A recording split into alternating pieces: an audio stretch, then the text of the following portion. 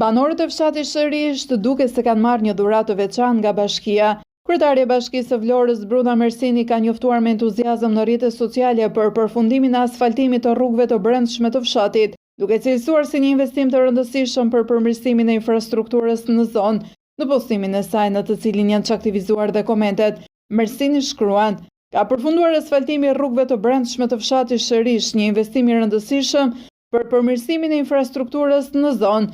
Në ditët në vijim do të nisë vendosja e ndriçimit publik për të rritur sigurinë dhe cilësinë e jetesës për komunitetin, por realiteti në terren duket ndryshe nga statusi optimist. Sipas banorëve, rrugët e sapo përfunduara janë aq të ngushta dhe të parregullta sa në disa segmente, mezi kalon një biçikletë dhe jo më një automjet.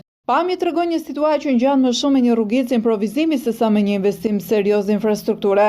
Banorët pesin: "Nëse kjo quhet asfaltim modern, si do dukeshin rrugët po të mos ishin bërë?" Ndërkohë, ndërsa bashkia premton edhe ndriçim publik në ditët në vijim, banorët thonë se para dritave do të ishte mirë që rruga të ishte kalueshme, sepse me sa duket, asfaltimi është bërë më shumë për foto në Facebook sesa për njerëzit që e përdorin çdo ditë.